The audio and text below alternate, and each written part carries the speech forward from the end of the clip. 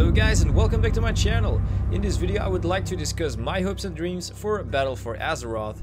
Every time Blizzard is successful in creating a lot of hype around the new expansion by introducing new lore, new features, new zones and so on and so forth. Hopefully they make some hard needed changes to the game so they can keep all the players that do come back for Battle for Azeroth longer subscribed than just 3 months. Let's begin with Garrison features. I use the word Garrison features to address everything that has to do with either order resources, followers and the mission command table.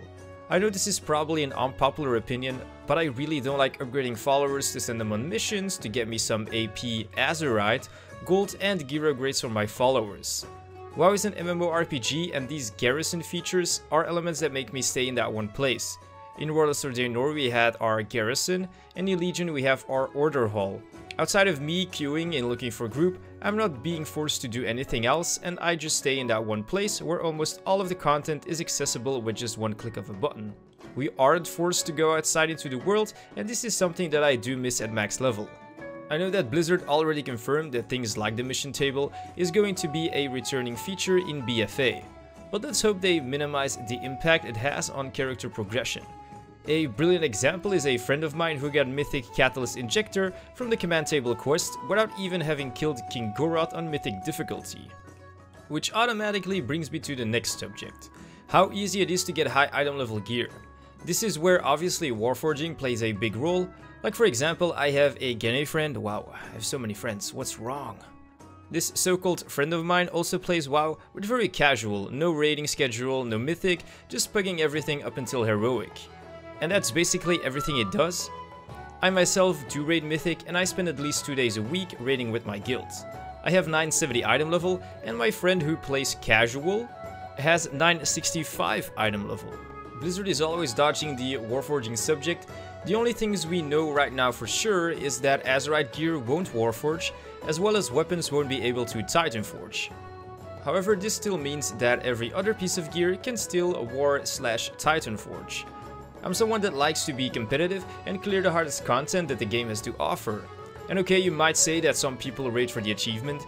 That might be the case for the first time you kill a boss or even the second time, but I'm pretty sure that most people that do raid are doing it for the sake of the gear. WoW is still an MMORPG and hey, character progression is still a very important aspect of the game. I have absolutely no problem with Warforging being a part of the game.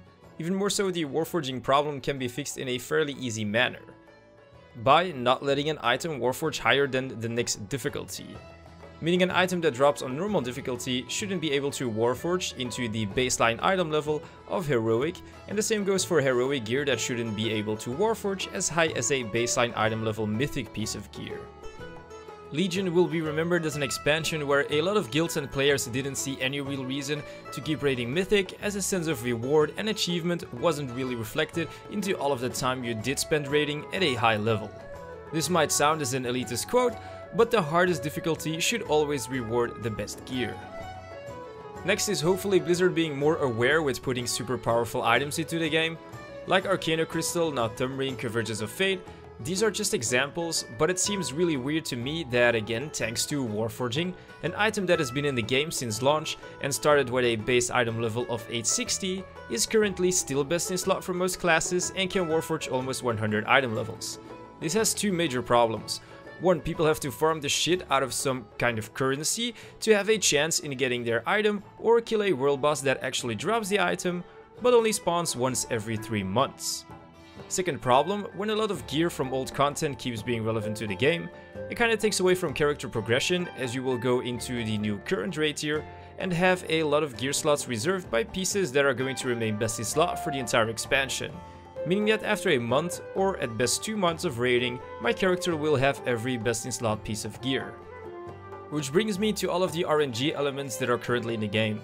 As I said in the beginning of the video, I find it rather odd that you can acquire your best in slot item from the command table quest without even having killed that boss once on that particular difficulty. Bonus rolls are also a part of the problem. This almost never happens to me, but I was very lucky this raid tier with bonus rolls and got all my gear in less than a month. Ever since I have been raiding without any gear upgrades for almost a 2-month period. I'd rather just kill bosses, raid my friends, and distribute the loot instead of spinning the wheel and everybody hating on each other because they got higher Warforged gear or got bonus loot on almost every freaking boss. Last and probably the most important thing I want to mention, I'm someone that loves class design, finding out the perfect rotation and how you can min-max everything to get the most out of your character. But I'm afraid that taking out artifact weapons, legendaries and tier pieces as well is probably not going to be the best choice ever. I know Blizzard is trying really hard to limit the amount of spells we have to make WoW more accessible for new players, as also trying to make Arena and Mythic Plus into an esport, and I imagine that this is not an easy task, because during some Arena plays even I have no idea what the fuck's going on. The point I'm trying to make here is that I hope from the bottom of my heart that specs will be fun and engaging. Hopefully they don't make it too simplistic, because that way a lot of people will get bored with how their character plays very fast.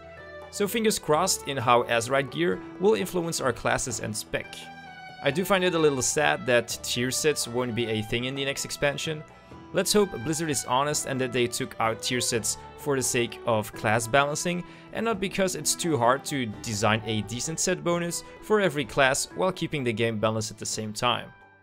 That's all for this video, guys. Let me know what your hopes and dreams are for the next expansion. I'm obviously interested in your opinions as well.